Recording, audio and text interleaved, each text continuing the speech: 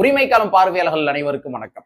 இன்னைக்கான அரசியல் களத்துல எது சம்பந்தமாக விவாதிக்க போறோம் அப்படின்னா, தமிழ்நாடே தற்பொழுது அதிகமாக பேசிக் கொண்டிருக்கின்ற ஒரு முக்கியமான செய்தி என்னவென்றால் கருத்து கணிப்பு கருத்து திணிப்பு. கருத்து திணிப்பு இல்ல விஜய் சொல்ற மாதிரி சொல்றாங்க கடுப்புல விட்ட கணிப்பு அப்படின்ற நம்பரை ஏத்தி இறக்கி. ஆமா, தனக்கு என்ன நம்பர் தோணுதோ அந்த மாதிரி பேப்பர் எடுத்துக்கிறது. எப்பா வாப்பா என்ன போட்டுக்க, ஒரு 85 போட்டுக்க, ஒரு 90 போட்டுக்க, ஆனா என்ன தோணுதோ போட்டுறது. சரி, எதுக்காக நம்ம இப்படி சொல்றோம் அப்படின்னா தோழர், அதாவது இந்த கருத்து கணிப்புன்றது எப்படி எடுப்பாங்க? 234 தொகுதியில இருக்கிற எல்லா வாக்காளர்கிட்டையும் போய் இங்க வாங்கப்பாண்டி மைக்க நீட்டி நீங்க எந்த கட்சியுடைய ஆதரவு என்று கேட்பது கிடையாது.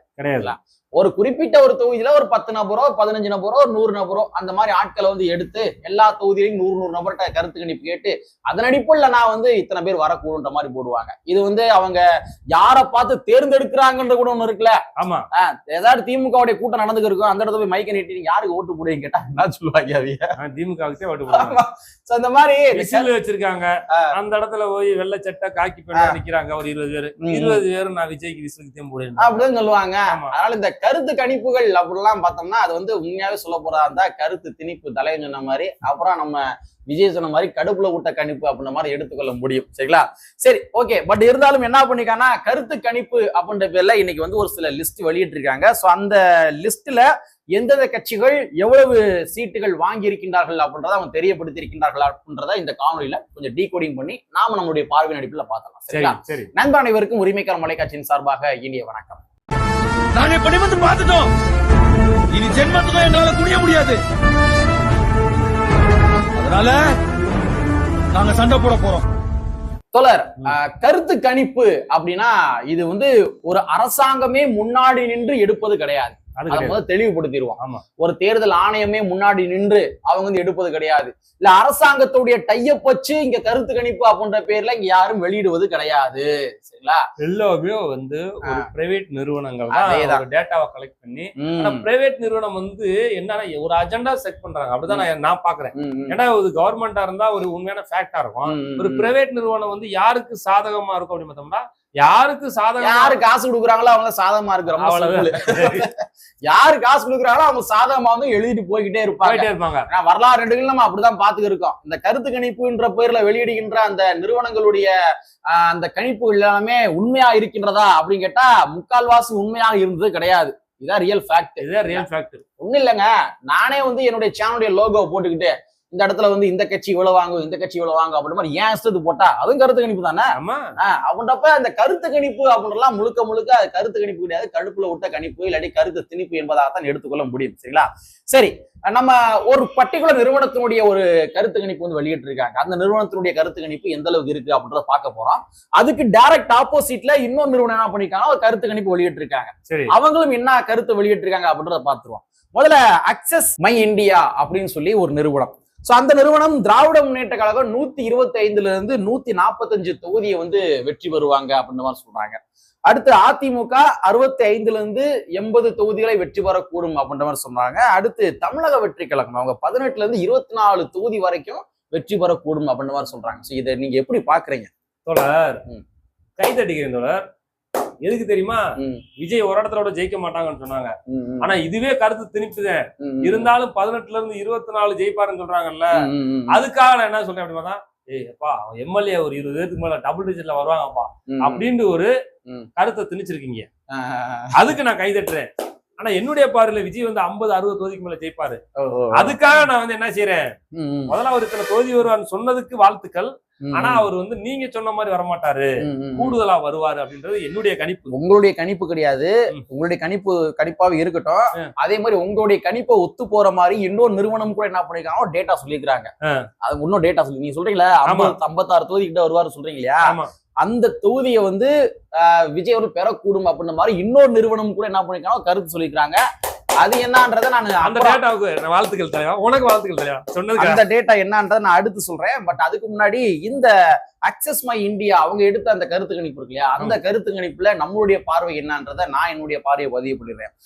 முதல்ல தமிழக வெற்றி கழகம் கட்சி ஆரம்பித்ததற்கு பின்பாக அவங்க ஃபர்ஸ்ட் என்ன சொன்னாங்கன்னா, விஜய் அவர்களுக்கு கூடுகின்ற அந்த திரளுகின்ற கூட்டம் என்பது அது ஒரு ரசிக மனப்பான்மையோட கூடுகின்ற ஒரு கூட்டம், அவர்கள் தொண்டர்கள் கிடையாது, அவர்கள் வாக்களிக்க மாட்டார்கள் அப்படின்ற மாதிரி சொன்னாங்க. அடுத்து கொஞ்சம் கொஞ்சமா அரசியல் நகர்வுகள் அவர் நகர அடுத்து என்ன சொன்னாங்க அப்படின்னா, அவரு சீமானுடைய வாக்குகளை கைப்பற்றுவார், சீமானுடைய இடத்தை காலி பண்ணுவார் அப்படின்ற மாதிரி சொன்னாங்க. அடுத்து என்ன சொன்னாங்க, விஜயகாந்தோடைய பிளேஸ் வந்து அவர் கைப்பற்றிடுவாரு அப்படின்னு சொன்னாங்க. அடுத்து என்ன பண்ணாங்க, சதவீதம் வாங்குவார், ஓட்டு சதவீதம் ஒரு 12 வாங்குவாரு, ஒரு 15 வாங்குவாரு, ஓட்டு சதவீதம் வாங்குவாரு, ஆனால் ஒரு தொகுதி கூட வெற்றி பெற முடியாது அப்படின்னு மாதிரி பதிவு பண்ணாங்க. ஆனா தற்பொழுது என்ன சொல்லிக்கிறாங்க, அவங்களே நீங்க சொன்ன மாதிரி ஒரு டபுள் டிஜிட் நம்பரை தூக்கி கொடுத்துருக்காங்க, 24 ஒரு நம்பரை வச்சிருக்காங்க. அப்ப இத கருத்து கணிப்பு அப்படின்னு சொல்லி நம்ம எவ்வாறு எடுத்துக்கொள்ள முடியும்? இதே நிறுவனங்கள் தான் இந்த தேர்தலுக்கு முன்னாடி வரைக்கும் விஜய் எந்த தொகுதியும் ஜெயிக்க மாட்டாருன்னு சொன்னாங்க. ஆனா இன்னைக்கு விஜய் 24 இடங்கள்ல வெற்றி பெறுவார் அப்படின்னு சொல்றீங்க அப்படின்னா, இது கருத்து கணிப்பா இல்ல கருத்து திணிப்பா? தலைவா, ஒரு விஷயம் என்னன்னா, விஜய் வந்து ஒரே போட்டி அவர் சொன்னதை பார்த்தோம்னா திமுகவுக்கும் டிவிகேவுக்கும் போட்டி அப்படின்றத அவங்க பிரகடனப்படுத்தினாங்க. பாத்தீங்கல்ல, அப்படி பிரகடனப்படுத்தும் போது இன்னைக்கு வந்து பார்த்தோம்னா 24 தொகுதின்றத வந்து இன்னைக்கு கருத்து திணிப்பா சொல்லி இருக்கிறாங்க. ஆனா நீங்க சொன்ன மாதிரி இன்னொரு ஊடகத்துல ஒரு 50-60க்கு மேல சொல்லியிருக்காங்க. அதையும் கூட சொல்லிடுவோமே, அது வந்து பல்ஸ் ஆஃப் இந்தியா அப்படின்னு சொல்லி ஒரு நிறுவனம். Pulse of India. ஆமா, இதுக்கு முன்னாடி நம்ம பார்த்தது வந்து அக்சஸ் மை இந்தியா, அவங்களும் இந்தியா டுடேவும் அந்த நிறுவனம் சேர்ந்து எடுத்த கருத்து கணிப்பு. இப்ப வந்து பல்ஸ் ஆஃப் இந்தியா அப்படின்னு சொல்லி நிறுவனம் எடுத்திருக்காங்க. அந்த நிறுவனம் என்ன சொல்றாங்க அப்படின்னா, திராவிட முன்னேற்ற கழகம் 88% 92% வாக்குகள் இது என்னது 92 தொகுதிகளை கைப்பற்றக்கூடும் அப்படின்னு சொல்றாங்க. அப்ப திமுக மெஜாரிட்டியா வராதுன்னு சொல்றாங்க. ஆமா, அதையும் சொல்றாங்க. ஏடிஎம்கே வந்து 72 தொகுதியில இருந்து 80 தொகுதி, இதெல்லாம் நான் சொல்றது கூட்டணியோட. சரிங்களா? திராவிட முன்னேற்ற கழகம் கூட்டணியோட 88 இருந்து 92, ஏடிஎம்கே வந்து 72 இருந்து 80. அடுத்து தமிழக வெற்றி கழகம் 56 இருந்து 62 தொகுதியை கைப்பற்றக்கூடும் அப்படின்ற மாதிரி பல்ஸ் ஆஃப் இந்தியா என்று சொல்லப்படுகின்ற ஒரு நிறுவனம் என்ன பண்ணிருக்காங்க, அவங்க இந்த கருத்து கணிப்பு வெளியிடுறாங்க. அப்ப நீங்க சொன்ன இந்த ரெண்டாவது சொல்லக்கூடிய ஸ்டேட்மெண்ட் தான் ஓரளவுக்கு பார்த்தோம்னா அந்த இது ஒரு 80% வந்து ஒத்து போகுது. ஆமா, ஏன்னா தனிப்பெரும் மெஜாரிட்டி வராது அப்படின்றது மக்களுடைய கருத்து. மக்களுடைய கருத்து. இவங்க 1000 தான் கருத்துக்கள் திணிக்கலாம், ஆனா தனிப்பெரும் மெஜாரிட்டி வராது அப்படின்றது மக்களுடைய கருத்து. அந்த மக்களுடைய கருத்து தான் தற்பொழுது ரிஃப்ளெக்ஷன் ஆயிருக்குது.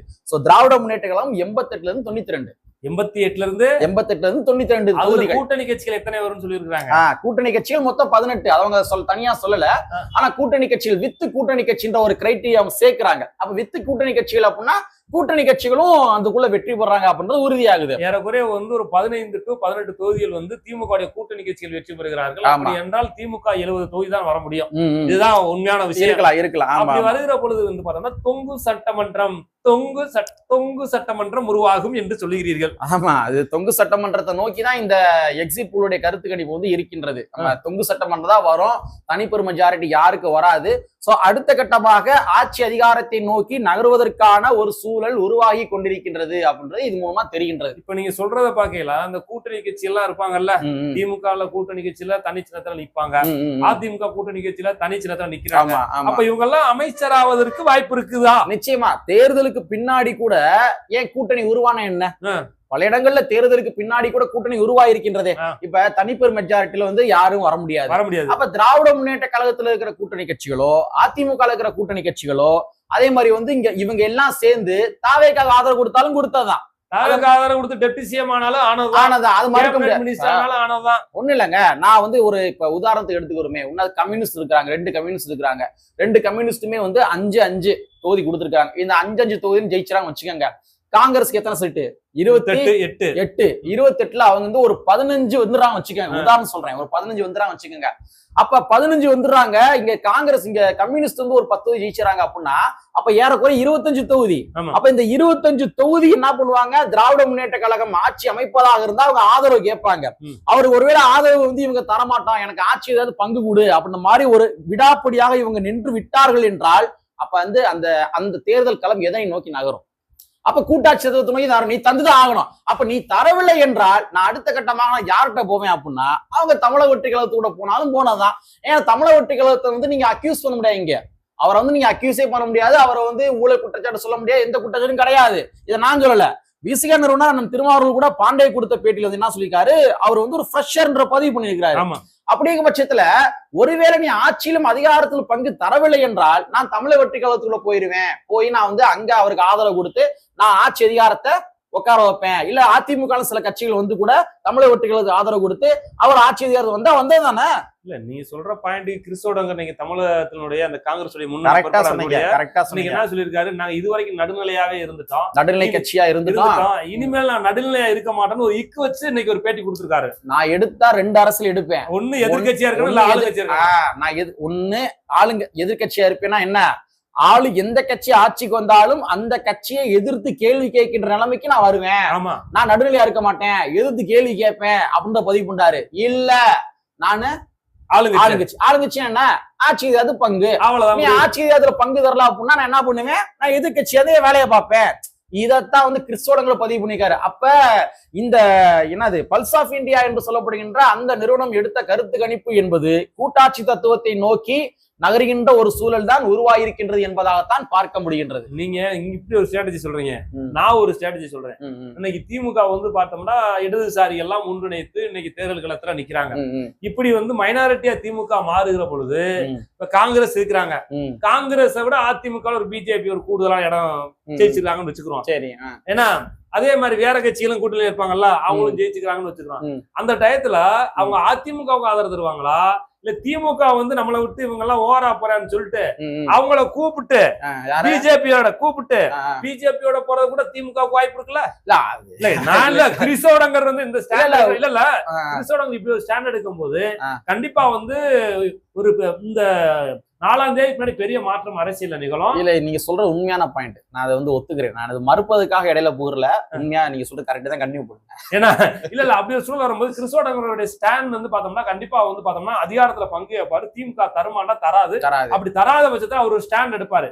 அப்ப நான் வந்து நான் எதிர்கட்சியா செயல்படுறேன் அப்படின்னா அப்ப என்ன பண்ணுவாங்க, நீ எனக்கு எதிர்கட்சி அப்படின்னா வந்து நான் பிஜேபியோட சேர்ந்துக்கிறேன், நான் சேர்ந்துக்கிட்டு வந்து அகில இந்தியாவில் எப்படி வந்து பிஜேபி காங்கிரஸ் எதிர்க்குதோ அது மாதிரி நான் உன்னை எதிர்த்து போறேன், இந்த மாதிரி சொல்றீங்க. இந்த மாதிரி வந்து பிஜேபியோட கூட திமுக கூட்டணி அமைக்கலாம். அப்படி ஒரு கூட்டணி அமைத்தால் அண்ணன் திருமாவளவன் ஆல்ரெடி ஒண்ணு சொல்லியிருக்கிறாரு, பாட்டாளி மக்கள் கட்சி இருக்கிற கூட்டணியிலும் சரி பிஜேபி இருக்கிற கூட்டணியிலும் சரி விடுதலை சிறுத்தைகள் ஒருபோதும் இருக்காது என்று சொல்லியிருக்கிறார். அப்படி வருகிற பொழுது அண்ணன் திருமாவளவன் வெளியே போவார்ல. ஆமா, அப்கோர்ஸ் ஆமா, அவர் சொன்னதான் நம்ம சொல்றோம். அப்படி வெளியே போகிறவங்க வந்து தமிழ்நாட்டுல வந்து இந்த நாளுக்கு பின்னாடி பார்த்தோம்னா ஆட்சி யாரு அமைக்க போறா, யாரு முதலமைச்சரா வர போறா, யாரு உறுதியா சொல்ல முடியாது.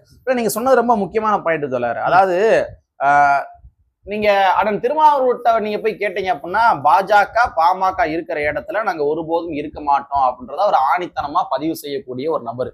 இன்ன வரைக்கும் கூட அந்த ஸ்டாண்ட்ல அவர் வந்து உறுதியா இருக்கிறாரு. ஆனா பாஜக பாமக கூட ஒரு சனாதன சாதியவாத கட்சிகள் கூட நாங்க ஒருபோதும் இருக்க மாட்டோம் அப்படின்ற இந்த ஸ்டேட்மெண்ட்டை அண்ணன் திருமாவளவன் சொன்ன ஸ்டேட்மெண்ட்டை திமுக என்னைக்காவது சொல்லுமா சொல்லி இருக்கின்றதா? வாய்ப்பு சொல்ல. அப்ப நீங்க சொன்ன மாதிரி தேர்தலுக்கு பின்பாக திராவிட முன்னேற்ற கழகம் அந்த ஆட்சியை தக்க வைப்பதற்காக எந்த எல்லைக்கும் கூட செல்வார்கள்.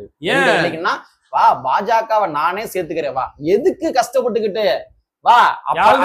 அந்த என்ன முழக்கத்தை சொல்லுவாங்க அப்படின்னா, தேர்தல் என்பது வேறு, தேர்தல் என்பது வேறு, ஆட்சி என்பது வேறு. நாங்கள் ஆட்சியில் இருந்தாலும் பாஜக கூட்டணி இருந்தாலும் கூட நாங்கள் ஒருபோதும் இந்த சமூக நீதி பாதையை விட்டு விலக மாட்டோம் அப்படின்ற மாதிரி அவங்க சொல்லுவாங்க. ஆல்ரெடி வந்து வாஜ்பாயோட கூட்டணி தமிழ்நாட்டுல அவங்களை வளர்த்து விட்டதே வந்து திமுக தானே, பாஜக. அதனால வந்து அப்படி ஒரு ஸ்டாண்ட் உருவாவதற்கு வாய்ப்புகள் இங்க இருக்கிறது. பிஜேபியும் திமுகவும் கூட்டணி அமைப்பதற்கு வாய்ப்பு இருக்கிறது. கிறிஸ்தோடங்கர் வந்து இன்னைக்கு அந்த கொடுத்த அந்த பேட்டியில பார்க்கும்போது ஒண்ணு ஆளுங்கட்சியா இருப்போம் இல்லைன்னா எதிர்கட்சியா இருப்போம்ன்ற அந்த ஸ்டாண்ட் என்பது வந்து பார்த்தோம்னா இந்த மே 4க்கு பின்னாடி காங்கிரஸ் நிலைப்பாடு மாறுகிறது என்பதுதான் என்னுடைய முக்கியமான பாயிண்டே.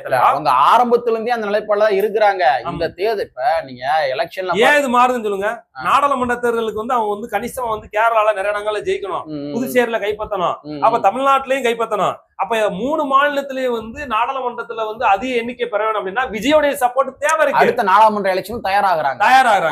அதுக்காக தான் அவர் அந்த ஸ்டாண்ட்ல சொல்லியிருக்காருன்னு நான் நினைக்கிறேன். இந்த எலெக்ஷன்லயே கூட நீங்க எடுத்துக்கிட்டீங்கன்னா இந்த எலெக்ஷன்லயே கூட ராகுல் காந்தியும் அதே மாதிரி வந்து நம்ம முதலமைச்சர் மு.க. ஸ்டாலின் அவர்களும் ஒரே மேடையை பகிர்ந்து கொள்ளவில்லை. ஆமா, ஒரே மேடையை பகிர்ந்து கொள்ளவில்லை. எங்கேயும் 2 பேரும் சேர்ந்து பிரச்சாரம் செய்யவில்லை. அதுக்கு எதை வந்து வெளிப்படுத்துகின்றது? ஏன் அடுத்து காங்கிரஸ் கம்யூனிஸ்டுடைய 2 கம்யூனிஸ்ட் கட்சியினுடைய தலைவர்களும் கூட திராவிட முன்னேற்ற கழகத்தினுடைய மேடையை எங்கேயும் பகிரவில்லை. இன்னொரு விஷயம் என்ன தெரியுமா, ராகுல் காந்தி மேடையில அந்தந்த மாநிலத்துல இருக்கக்கூடிய அந்த பூர்வ குடிகள் தமிழர்கள் அவர்களே ஆட்சி செய்யணும் அப்படின்னு ஒரு கான்செப்டா டம்முன்னு போட்டு பூர்வக்குடி தமிழர்கள் சொன்னாரு, பூர்வக்குடி தமிழர்கள் சொன்னாரு. முதலமைச்சர் மு.க. ஸ்டாலின் அவர்கள் தான் ஆளணும்ன்ற சொல்லல, தமிழர்கள் ஆளலாம் அந்த மாநிலத்துல அப்படின்னு ஒரு விஷயத்தையும் போட்டு உடைச்சிருக்காரு ராகுல் காந்தி அவர்கள். இது எதை நோக்கி நகருது அப்படின்றது தெரியல. ஆனா இன்னைக்கு கூட பார்த்தோம்னா இன்னைக்கு வந்து அவர் அந்தமான் நிக்கோபார் தீவுல வந்து பார்த்தோம்னா, அதாவது 1984 இந்திரா காந்தி இறந்தாங்க. அப்போ அந்த பீரியட் ஆஃப் டைம்ல வந்து அதுக்கு முன்னாடி வந்து அந்தமான் போயிருக்காங்க. அங்க வந்து லைட் ஹவுஸ் அப்படின்ற இடத்துல வந்து அவங்க பில்டப் பண்ண அந்த அவருடைய பேர்கள் அதெல்லாம் அச்சலாம் பார்த்துட்டு இன்னைக்கு ராகுல் காந்தி நெகிழ்ந்து போயிருக்காரு. ஆனா அவர் இன்னைக்கு போட்டிருந்த காஸ்டியூம்ஸ் வந்து விஜய் என்ன காஸ்டியூம்ஸ் ஒயிட் அண்ட் அந்த காக்கி இருக்கு இல்லையா, இது வந்து கோஇன்சிடென்ட்டா இருக்கலாம், இல்ல மேபி இருக்கலாம். சோ வந்து ஆனா விஜயோட தான் கூட்டணி வைக்கணும் அப்படின்றது வந்து ராகுல் காந்தியோட விருப்பம். அது எல்லா ஊடகம் பேசிட்டாங்க, ஃபேக்ட் தான். விஜய் கூட தான் கூட்டணி வைக்கின்றதா ராகுல் காந்தி விருப்பம். இங்க மேலமட்டத்துல இருக்கிற அந்த பழைய டிக்கெட் இருப்பாங்க தெரியுமா, பெஞ்ச உட்காந்து ஒரே இடத்துல தேய்ச்சிக்கிற ஆட்கள், அந்த மாதிரி ஆமா ரொம்ப சிம்பிளா சொல்றேன் தான், வெளிப்படையா சொல்றோமே, அந்த மாதிரி ஆட்கள் தான் வந்து இன்னைக்கு கொண்டு போய் திமுக கொண்டு போய் இந்த கட்சியை கொண்டு உட்கார வச்சுட்டாங்க. இதான் ஃபேக்ட் சரிங்களா. சோ ஓவராலா பார்க்கின்ற பொழுது இந்த கருத்து கணிப்பு என்பது ஒரு வகையான கருத்து திணிப்பாக தான் பார்க்க முடிகின்றது. ஒருவேளை அக்சஸ் மை இந்தியா அந்த நிறுவனம் வெளியிட்ட கருத்து கணிப்பு உண்மையாக இருக்கும் பட்சத்துல, அப்ப இங்க வந்து அக்சஸ் நான் சொன்ன மாதிரி இங்க பல்ஸ் ஆஃப் இந்தியா நிறுவனம் சொன்ன கருத்து கணிப்பு உண்மையாக தான் இருக்கக்கூடும், தொங்கு சட்டமன்றம் வரதான் கூடும். இல்ல அக்சஸ் மை இந்தியா சொன்ன கருத்து கணிப்பு பொய் அப்படின்னா அப்ப இந்த கருத்து கணிப்பும் பொய் தான், தொங்கு சட்டமன்றம் வருன்ற கருத்து கணிப்பு பொய் தான். சோ ஓவராலா பார்க்கின்ற பொழுது கருத்து கணிப்பு என்பது கருத்து கணிப்பு கிடையாது, அது ஒரு வகையான கருத்து திணிப்பு என்பதை தான் மீண்டும் மீண்டும் சொல்கின்றோம்.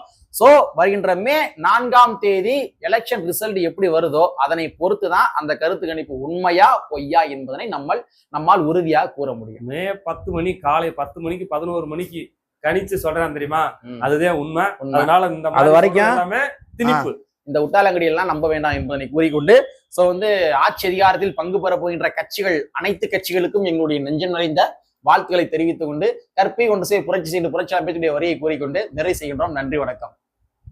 வணக்கம். வணக்கம்.